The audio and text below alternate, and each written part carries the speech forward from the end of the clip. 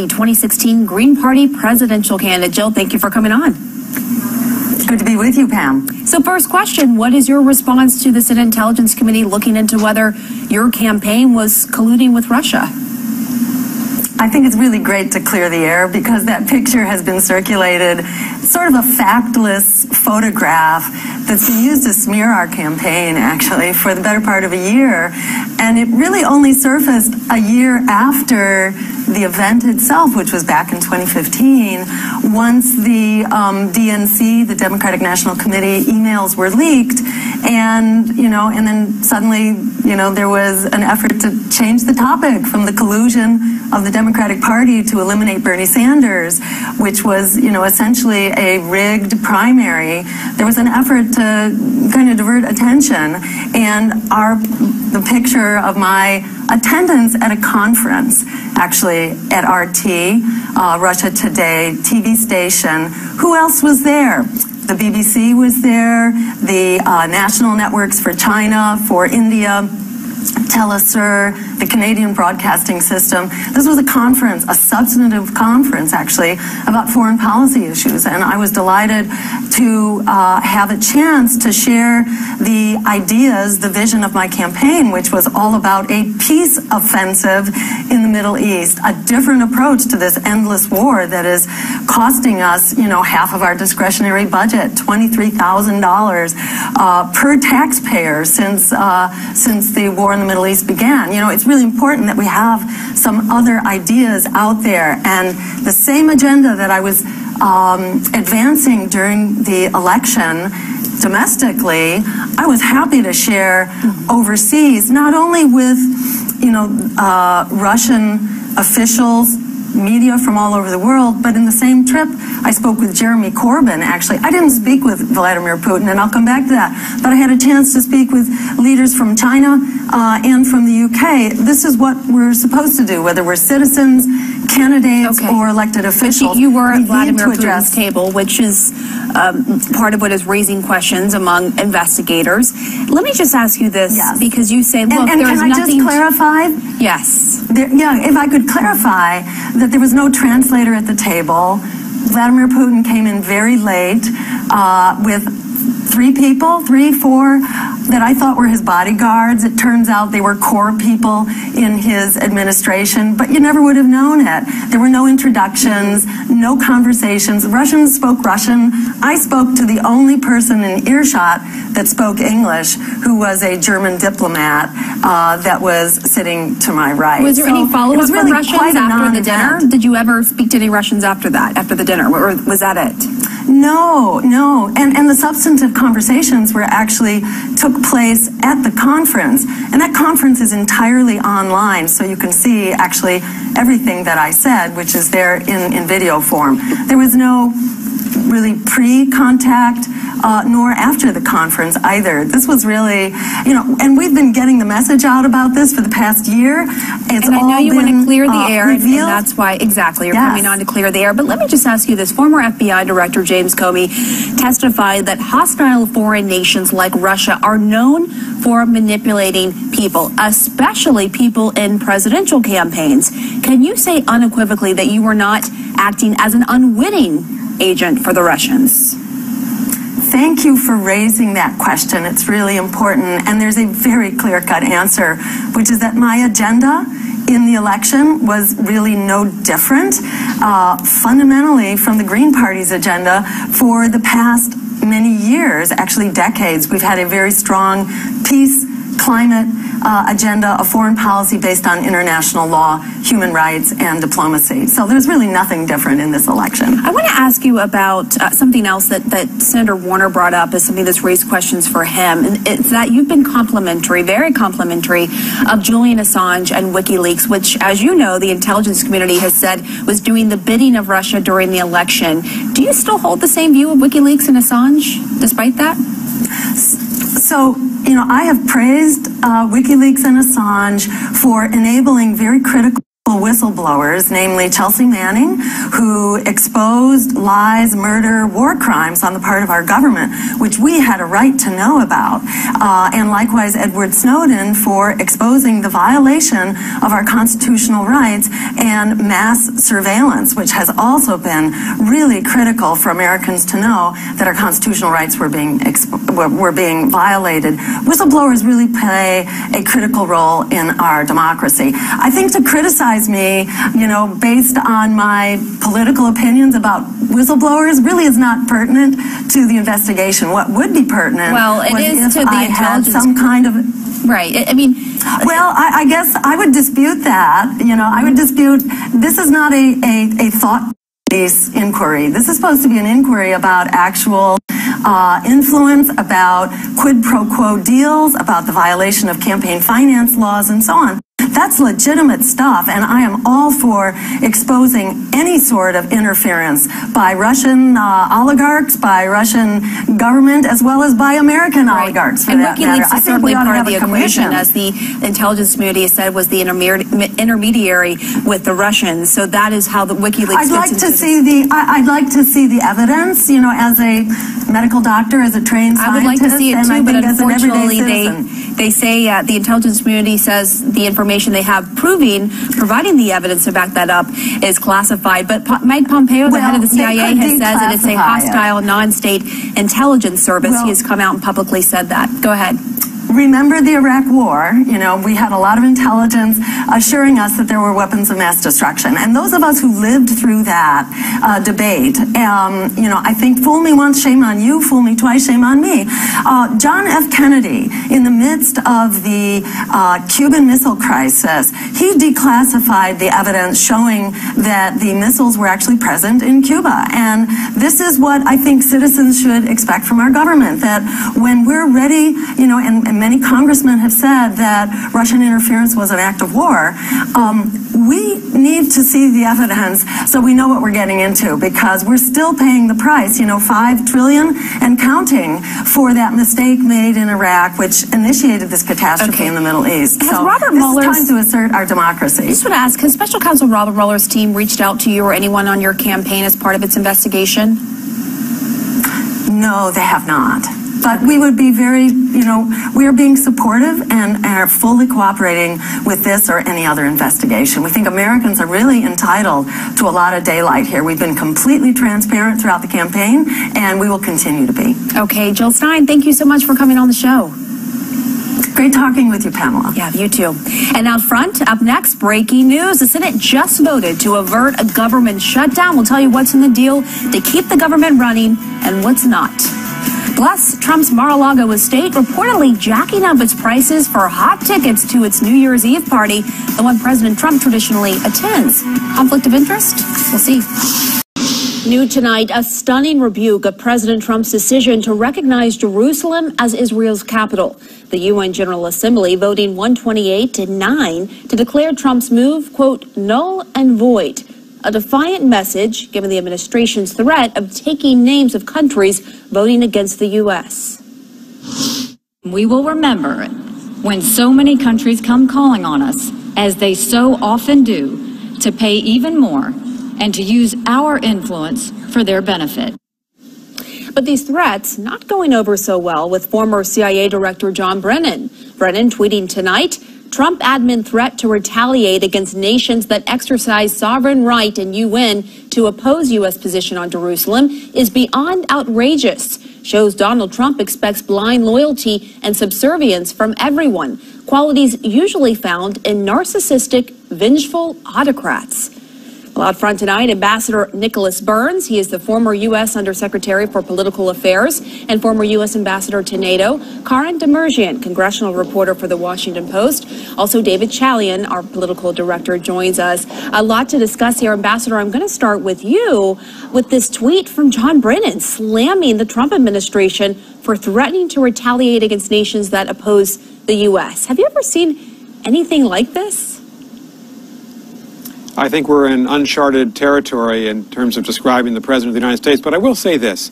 I understand the frustration of the Trump administration. There is a lot of, there are problems at the United Nations of countries wanting the United States to help them, but countries not voting with the United States. This has existed for a long, long time. There's hypocrisy there.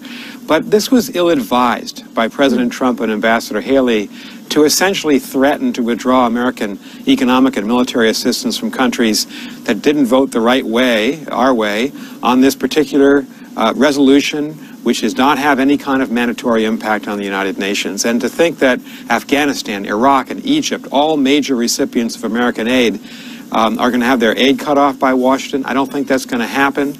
And so it does demean, I think, the presidency, for the president to act in this way. You can't imagine any of the president's predecessors making these kinds of empty threats and demanding that other heads of state vote his way. It doesn't work that way in diplomacy. So the president didn't win today, and America didn't win.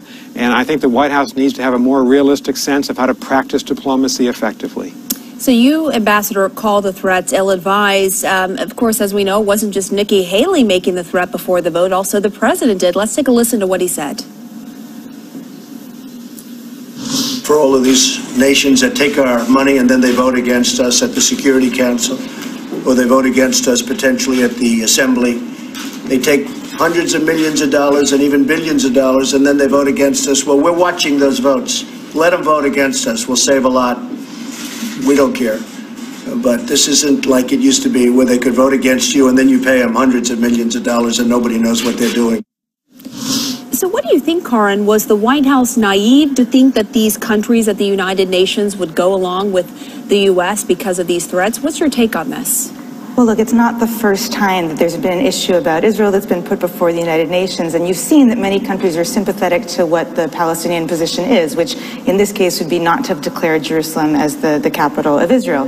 But there's also a misunderstanding in what the president's saying about how these aid packages, how these donations to the UN work. I mean, it's not buying votes or paying for allegiance when this happens. Usually the reason the United States engages in investing dollars or giving foreign aid is because there's an incentive to the United States to try to promote stability or to try to, buttress allies in these various places around the world, depending on what kind of aid we dole out.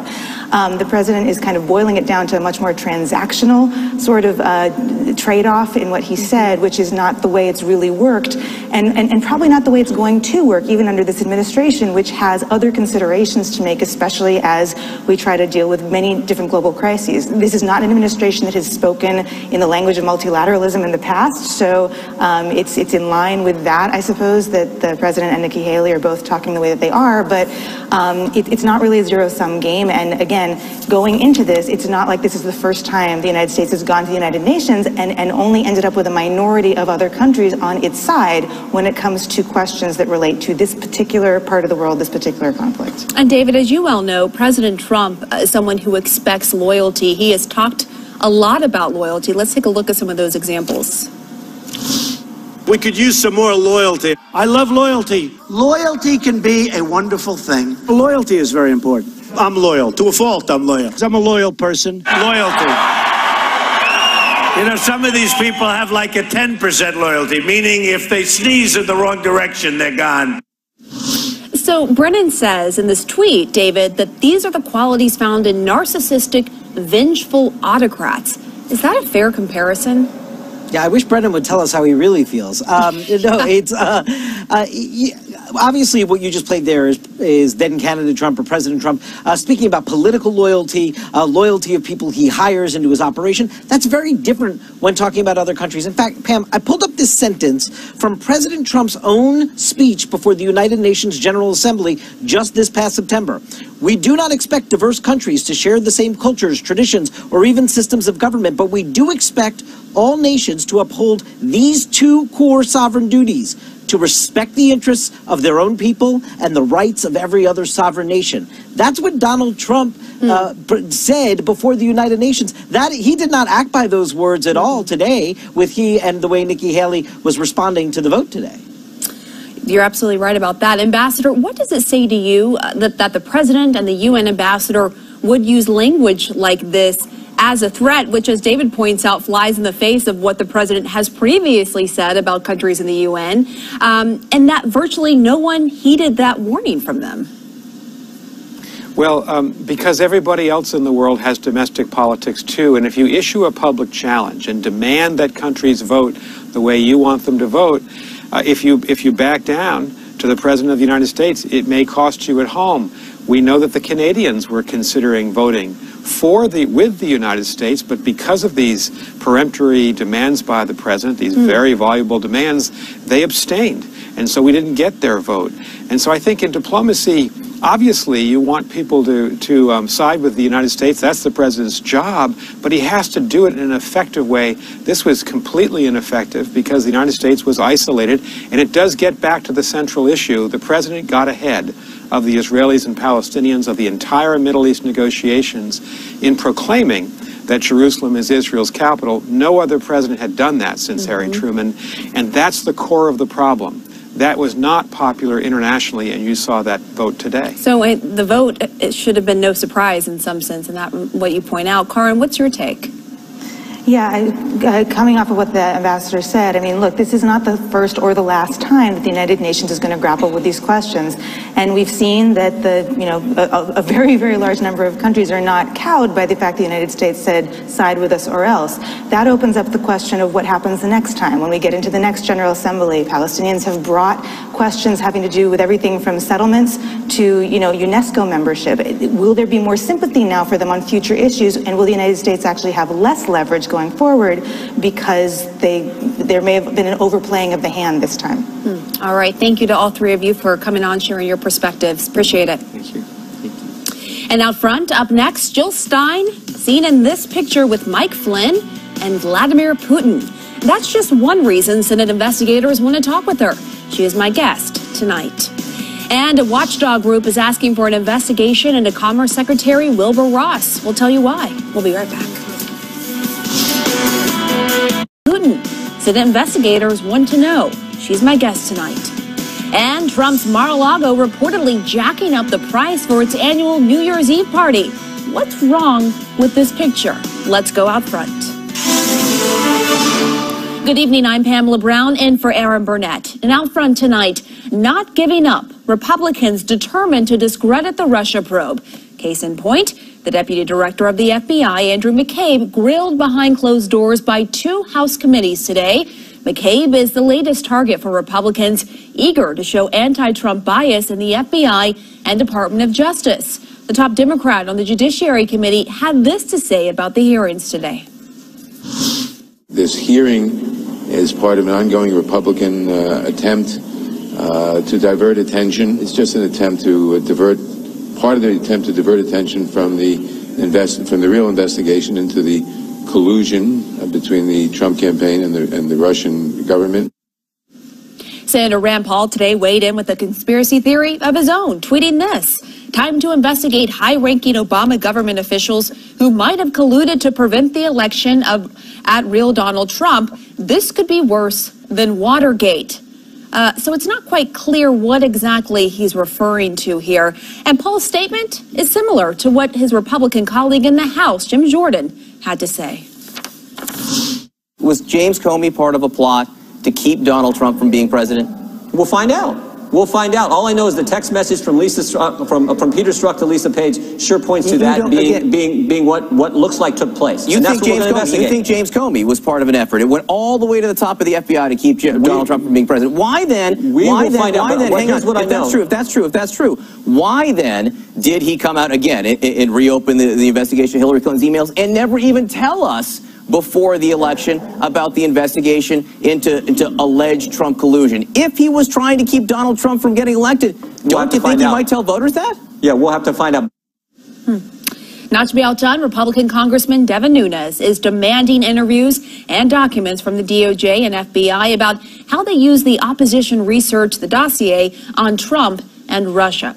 Despite this intensifying effort on the part of Republicans to tear down anything related to the Russia investigation, a new CNN poll shows nearly half of Americans, 47%, say they approve of Mueller's handling of the probe into Russia's involvement in the 2016 election. 34% say they disapprove. And then there's this. Only 32% approve of how Trump is handling the Russia probe. And a stunning 56% of people think the things President Trump says about the Russia investigation are false.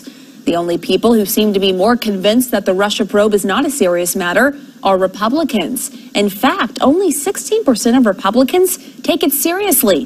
That is down from 28% just last month. Nearly 8 in 10 Republicans think it's just an effort to discredit Trump's presidency. Manu Raju is out front tonight on Capitol Hill. So, Manu, you have some new information about what happened behind closed doors today with FBI Director Andy McCabe, right? Yeah, that's right. Andy McCabe, for the second time this week, facing grilling from 3 different House committees. Earlier this week, he met with the House Intelligence Committee behind closed doors. And we're learning a little bit more about what he said to the House Intelligence Committee. In that interview, we were told he was asked about his interactions with the former boss, then FBI Director James Comey. And he was asked whether he was aware about these conversations that allegedly occurred between Comey and President Trump, including when President Trump asked Comey for loyalty. This before Comey was fired. Now, according to McCabe's testimony, he said that Comey told him about the conversations that he had with Trump after those conversations occurred. So he's essentially a contemporaneous witness to these accounts of James Comey. This according to multiple sources from both parties who have direct knowledge of these conversations. Now, today, that was not the focus of today's investigation. Today's investigation was led by 2 Republican-led House committees that are actually trying to investigate whether or not there was any FBI bias in its handling of a number of decisions during the 2016 campaign. So they focused in large part over the Clinton email investigation, really grilling the FBI director over their concerns that this FBI investigation was not handled properly and gave Clinton favorable treatment. And Republicans emerging from that hearing today told me that they believe that McCabe essentially reconfirmed their beliefs that Clinton was treated favorably, Pam. And how are Republicans, Manu, responding to these charges from Democrats that they're trying to discredit Mueller's investigation? Well, they're pushing back. They're saying that they're simply trying to understand exactly what happened here. They believe that there are some prosecutors on Mueller's team who are impartial, and according to the words of some Republicans, they're trying to, quote, clean house. They say this is not an effort to discredit Bob Mueller, trying to discredit the FBI. They just say they want to get the facts. But there's some Republicans who are concerned that if the president goes too far, tries to fire Bob Mueller, tries to undercut the investigation, there'll be a major backlash among Republicans. But that's mostly on the Senate side. There's some House Republicans who agree with that too, but there's a growing number of House Republicans who are just frustrated with the FBI, frustrated with the decisions not to charge Hillary Clinton last year, and believe Bob Mueller's investigation has been impartial. Pam. All right, Manu, stay with me. A lot to discuss here. I also want to bring in David Chalian, our political director. So, David, what is your reaction to Manu's reporting?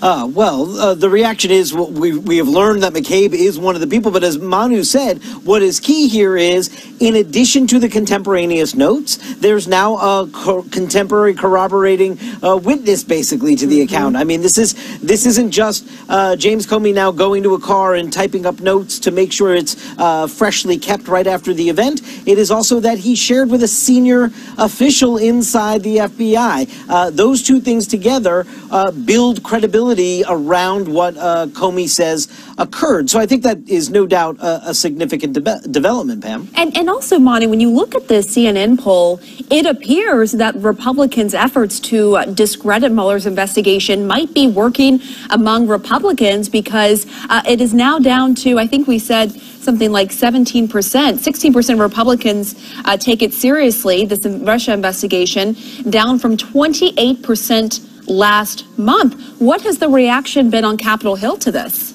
Well, it's interesting you point that out, because increasingly you're seeing the Russia investigation on Capitol Hill take a partisan tone, especially in the House. And that probably suggests, you point to those polls, it makes a lot of sense, because they're speaking to their supporters who believe that some of these investigations have gone on for quite some time, that they should be wrapped up pretty soon, and they have not found that evidence of collusion that Democrats in particular have been searching for. So you're seeing multiple narratives play out, Pam. Republicans saying there's nothing there. Democrats say there's a lot more to investigate, Pam. All right. We have a Democrat coming up to speak to. Thank you both for coming on. Tonight, Democratic Senator Sheldon Whitehouse joins us. He's a member of the Judiciary Committee. Thank you so much for coming on, Senator. My pleasure, Pam. I first want to start with Rand Paul and his tweets basically saying Obama officials should now be investigated too. What do you say to your fellow senator? Well, I'll keep this public. I don't want to address a fellow senator through the TV medium. But I think as a general proposition, there are two very concerted efforts that are taking place with respect to the Mueller investigation. One is to try to redirect it and to push other investigations in to cloud the issues. And the second is to deprecate it and to try to make the FBI and or Special Counsel Mueller and or the Department of Justice all look bad as if they're tainted in some way. And I think both of those are strategic preparation for something, either an attack on the Mueller investigation or just an effort to fight back against whatever it reveals. Well, what is very revealing is a CNN poll out today, and this poll shows that over the past month alone, Senator, there is a 10-point increase among Republicans who think the Russia investigation is simply an effort to discredit the president. It seems as though Republicans' tactics are working, at least within their own party. Does that concern you? Yeah, it does, because I'm a former United States attorney. I think very highly of the Department of Justice and the FBI. I think that efforts to degrade their public reputation simply for political advantage have potentially severe and lasting consequences and are very irresponsible. But it does show that when the Republican Party begins to saturate the right-wing media with a particular message, the Republican base picks it right up. So you're seeing, I think, an echo of what we have all seen in the right-wing media, which is this cascade and litany of criticisms of the investigation. But what do you say to the Republicans who say, look, just look at the facts. You have the text messages from the FBI agent showing anti-Trump bias. One of the ones who was overseeing the investigation, he was sent away by Robert Mueller. Then you look at the other investigators in his shop who have donated to Democrats. I mean, do you think that their concern is warranted at all?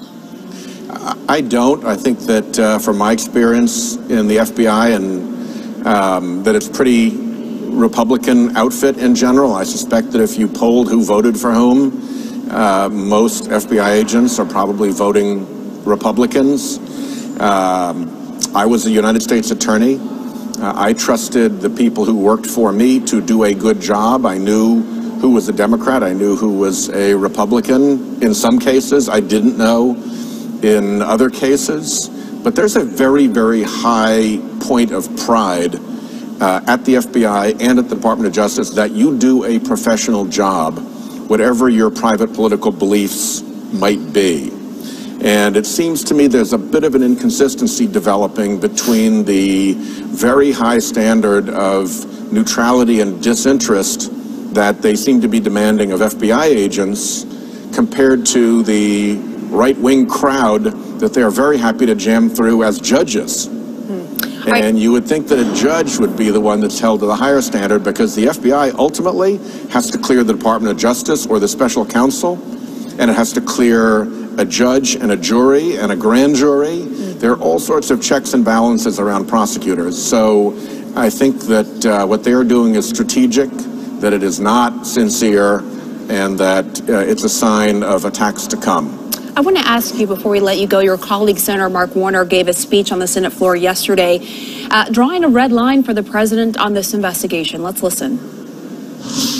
Any attempt by this president to remove Special Counsel Mueller from his position or to pardon key witnesses in any effort to shield them from accountability or shut down the investigation would be a gross abuse of power. These truly are red lines and simply cannot allow them to be crossed. So, Senator, is there a specific reason he gave that speech now? Do you have any indication something is about to happen? Because, as you know, the White House has repeatedly said there is no consideration to fire Robert Mueller. I don't have any particular inclination as to why Senator Warner chose this time. I think certainly on our side, we've seen it as a red line the entire time, so it's not news on our side. I think most of the Republicans who've spoken about this have said, hey, it's a red line for us too. This would be really serious.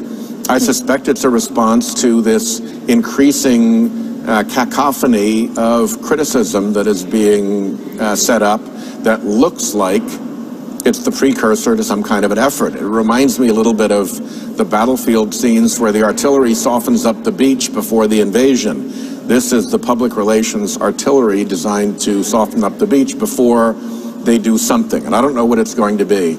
I do think it's important that Senator Warner mentioned the pardon power as well. I think if you're in White House counsel's office, you want to be very careful about pardoning any serious witness, anybody who's cooperating or might cooperate, because there's a very good chance that even a valid presidential pardon could nevertheless be an act of obstruction of justice if a jury were later to find that the intent of the president and of White House staff in administering that pardon was to interfere with the investigation. There is nothing that prevents that from being evidence of obstruction of justice in the White House. But to be clear, I believe the White House lawyers have come out and said there's no consideration to pardon now. Very quickly, do you believe this is a coordinated... They're trying to clean that up after what the president said, and for good reason. Really quickly, do you believe the White House is coordinating with Republicans to, as you say, lay the groundwork for something bigger? I think that anything that is this concerted and that is happening this broadly likely has something going on behind the scenes. I don't know what is going on behind the scenes, but I would be not one bit surprised to find out that this is being strategized with the White House. Okay. Senator Sheldon Whitehouse, thank you very much. Yes.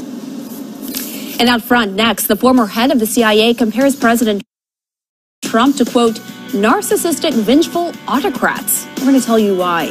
Plus, Senate investigators now turning to another former presidential candidate, Jill Stein. So what does Russia meddling in the election have to do with her? She's my guest. And Mike Pence sure likes Donald Trump a lot. Congratulations and thank you. I want to thank you, Mr. President. Thank you for your leadership. The State Department says the United States will now explore various options following the overwhelming UN vote condemning President Trump's decision to recognize Jerusalem as the capital of Israel. The U.S. ambassador to the UN, Nikki Haley, slammed the move, and she echoed President Trump, saying votes against the Trump administration may influence future funding decisions. The United States will remember this day in which it was singled out for attack in the General Assembly for the very act of exercising our right as a sovereign nation. We will remember it when we are called upon to once again make the world's largest contribution to the United Nations. And we will remember it when so many countries come calling on us, as they so often do, to pay even more and to use our influence for their benefit.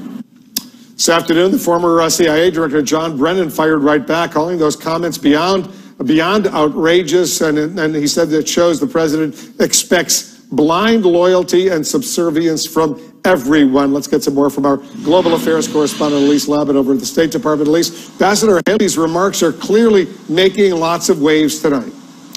Well, that's right, Wolf. I mean, just a few days ago, the president, in his national security strategy and in his speech rolling it out, said that each nation is sovereign to do what it sees fit with its policy. So the U.S. is sovereign to recognize Jerusalem, and all of these members of the UN Security Council are also sovereign nations to criticize that decision as they see fit. And if the president is so comfortable with his decision, if Nikki Haley is so comfortable with recognizing Jerusalem, they really have to be comfortable with the criticism that comes with. What's the general international reaction, at least that you've been seeing? I think that this threat, Wolf, about withholding aid or to countries or withholding aid to the UN is a little bit seen as empty rhetoric. I mean, you did see some small nations like the Marshall Islands, Togo, countries who really need that U.S. support voting against. But if you look at some of the biggest recipients of U.S. aid, Iraq, Jordan, Egypt, those countries voted against that resolution naturally because of their role in the Middle East. And the U.S. doesn't give billions of dollars to these countries only because of the goodness of its own heart or because they're doing those countries a favor. It's because it's in the U.S. national security interests, and they'll continue to do so. And I think that's what largely most nations think, that any responsible president is going to give U.S. aid according to U.S. national interests, and that's what they were doing in their decision, Wolf. But the threat from the president yesterday, and from Nikki Haley for that matter, was blunt. You vote against the United States, you're going to pay a price. The U.S. isn't going to give you the aid you want. Very blunt, very quickly.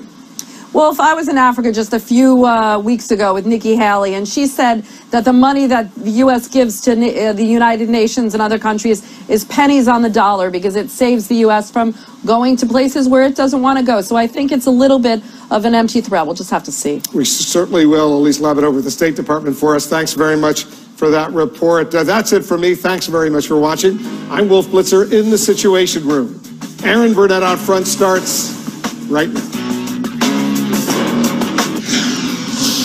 Out front next, conspiracy theories mounting. There's an ask of loyalty at one point from President Trump to James Comey. Now, what McCabe told the House Intelligence Committee, we're told, was that Comey told him about those conversations contemporaneously. That conversation happened soon after. That suggests that McCabe could corroborate what James Comey said because he is essentially a contemporaneous witness to Comey's account. Now, we should note that Trump has strongly denied what Comey has said, including the suggestion that Comey back off the investigation of Michael Flynn, the fired national security advisor. But clearly, Comey did tell his senior leadership, and that's one thing that Comey did say in his public testimony before the Senate Intelligence Committee, that he did talk to senior officials, but he did never named Andrew McCabe. But McCabe himself told the House Intelligence Committee this week that conversation did occur between the two of them. Now, in addition to that, Wolf, a lot of questions about the Clinton email investigation today, something that Democrats have criticized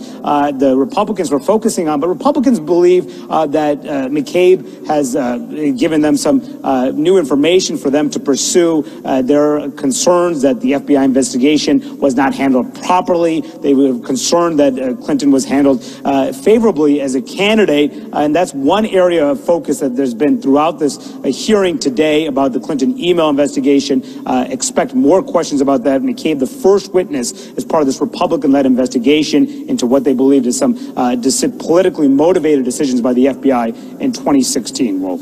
Manu Raju with new information up on the Hill. Thanks very much. Let's get back to Senator Roy Blunt. You're a member of the Senate Intelligence Committee. Senator, first let me get your reaction to what we just heard about Andrew McCabe telling the House Intelligence Committee that contemporaneously James Comey was fired by the president, had shared those sensitive words with him. What's your reaction to that? Well, I'm not sure I know exactly the context that discussion was held in, but, you know, we did have an open hearing on this. The former director said that he was asked for loyalty, then said he pledged loyalty at some level. It just sounded like on both sides of that conversation, it didn't seem to make a lot of sense to me, but I don't know that anybody's disputing that. I do know that Mr. Comey 3 separate times told the president he wasn't under investigation, and on none of those times had the president asked him if he was. So here's the director of the FBI volunteering to the president-elect and then the new president on 3 different occasions. By the way, sir, you're not under investigation. I don't know why that was part of that discussion either, but you know, the Senate Intelligence Committee's work has been not as much to look at the FBI as to look at Russian interference in the election, and that clearly happened, and then whether there was any kind of real collusion between the campaign and Russians, and so we're going to continue to look at those 2 areas. That's what the Senate Intelligence Committee, your committee, is looking at, but there's a lot of indications, though, that the special counsel is also, beyond those 2 points, also looking at possible obstruction of justice, right? Well, you know, the special counsel can pretty much look at anything the special counsel wants to look at. And as I said, when the special counsel was named, I have significant belief in his capability. But when you've got unlimited money, unlimited time, and unlimited scope, the special counsel is going to find something, even if they have to go to obstruction or other past events that people were involved in. It is a very broad brush that the special counsel gets to paint with. From your view on the Senate Intelligence Committee, Senator, is there justification, as some of your Republican colleagues are insisting, to investigate right now both the FBI and the Justice Department? Well, I think the Congress clearly has oversight responsibilities on both the FBI and the Justice Department. And certainly Democrats, when they were in charge and there were Republican presidents, felt like they had that oversight responsibility. I think we all should feel that. I'm not on the Judiciary Committee, but if that committee thinks that they should look at these issues more closely and the FBI didn't do anything wrong, the only thing the FBI or the Justice Department has to show is the facts. If they did do something wrong, the Congress should know about it and the American people should know about it. The top Democrat on the Senate Intelligence Committee, Senator Mark Warner, he had some very strong words. Now, let me play a little clip of what he said yesterday. Any attempt by this president to remove Special Counsel Mueller from his position or to pardon key witnesses in any effort to shield them from accountability or shut down the investigation would be a gross abuse of power and a flagrant violation of executive branch responsibilities and authorities. Is he right to be so concerned? Well, neither my friend Mark Warner or I are constitutional lawyers, or in fact, we're not lawyers at all. Whether or not it would be a flagrant violation of the Constitution, I believe those departments are both in the executive branch, but I think it'd be a big mistake to either shut down the investigation or do much else that might interfere with it. I think the president and the country are well served to keep this investigation moving, come to a conclusion, get it behind us, and that's why I'm not urging either of those things. In fact, I'm publicly saying that both of those would be a mistake, and I have no reason to believe the president's considering either one of those, but I also haven't talked to the president about either of those things, but I've been very public in my view that both of those things would be a mistake, and I think the president probably has figured that out as well. As you probably well remember, the New York Times did report back in August when you flew on Air Force One with President Trump that the president lobbied you to try to end your committee's Russia investigation. Did that really happen? Well, you know, I don't talk about the conversations like that I have. That was reported, and it was also reported if it did happen, it was not in any kind of intense environment, but just, gee, I wish we could get this thing done. And I think a lot of people wish it could get done, and I'm sure the president does as well. All right, sounds like a yes, sort of like a yes, okay, right? Well, it sounded like what it sounded like. Yeah, okay, so let's talk about this new CNN poll. 56% of the people think that President Trump's public comments about the Russia investigation are false. 56%, 35 say they're true. That's pretty alarming that 56% don't believe the President of the United States. Well, I think that we need to get the facts out there. You know, my view all the time has been we should talk to everybody a reasonable person would think you should talk to. We should look at everything a reasonable person should think you should look at, come to a conclusion that doesn't need to be unanimous, but I would think it does need to be bipartisan, and get those facts out there and then let people decide based on the facts versus what they hear. You know, we've heard all kinds of things, particularly from Democrats in the House Intel Committee, about how they had certainty about things that pretty quickly turned out not to be certain at all. I think everybody here needs to be very thoughtful about doing our jobs rather than talking about our jobs. And the quicker we get this done, the better off we are. Word is next. It is a Friday afternoon. You are watching CNN here with me. I'm Brooke Baldwin. I really appreciate it. For the first time in 15 years, the President of the United States held no end-of-the-year news conference, but he did take a couple questions from members of the media before jetting off to Florida to begin his Christmas break. Here was the President moments ago, greeting supporters after arriving there at West Palm Beach, shaking some hands, taking some photos before he spends his holidays with his family at Mar-a-Lago. As I said, he did talk to reporters earlier while signing into law his historic tax cuts. This is the most substantial set of tax reforms this country has seen in 31 years. President Trump says he doesn't plan on trying to sell the cuts to the American people.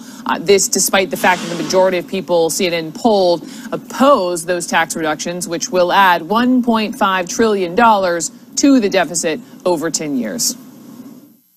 I don't think we're going to have to do much selling. I think the corporations that are giving billions and billions of dollars away to their workers, and many more are coming, I think that's really what's selling this, maybe better than anybody could, including myself.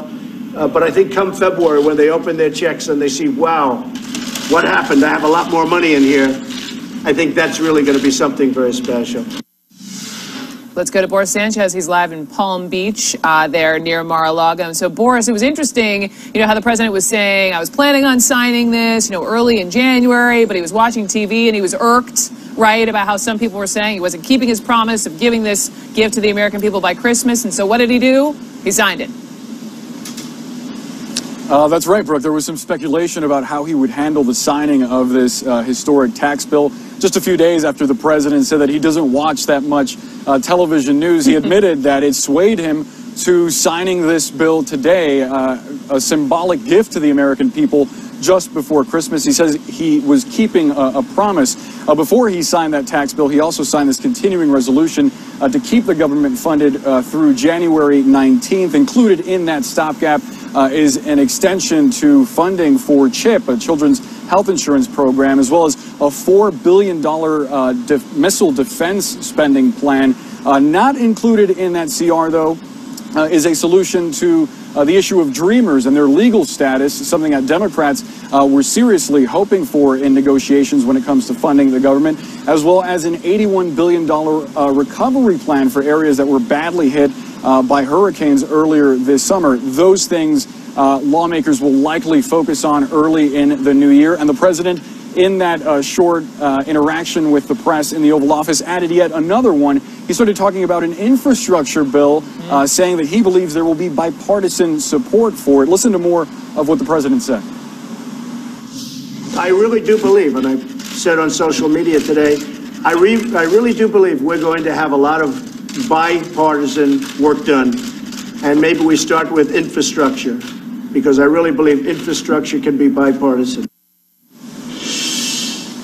He also admitted that it likely would have been easier to start off his agenda by focusing on infrastructure because there appears to be some common ground there between Democrats and Republicans. The president was in the Christmas spirit, even with the press at one point during that get-together, offering the press pens that he used to sign the legislation into law. However, he did stress that it wouldn't just be Christmas spirit, eggnog, and golf during his time here in Mar-a-Lago. He told reporters that he was looking forward to working on issues on his agenda, including coming up with responses for any kind of North Korean aggression that may be on the horizon, and issues pertaining to unrest in the Mideast, Brooke.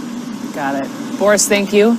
Boris Sanchez in Palm Beach. Let's take a deeper look here on the president's year ahead and the year that is now nearly behind him. With me now, Caitlin Huey-Burns, national political reporter for Real Clear Politics. Also with us, CNN political commentator and Democratic strategist Maria Cardona, and CNN political commentator Doug Heye, who is the former communications chief for the Republican National Committee. And so great to have you all on this Friday afternoon. And Doug, you first, just on the way in which the president, very honest with the American people, the way in which he described how, all right, he said he was going to sign this thing by Christmas and he was watching TV. P.S. We know he watches a lot of TV. and, and he signed the bill into law today. What did you make of how he handled that? Do you give him credit for just following through and just doing it on the spot? Or was it a missed opportunity to go into the country and maybe do it at a business and say, listen, this is about the people? Yeah, I wish the president would have had a press conference. Obviously, like a lot of us, I wish he'd do more press conferences anyways.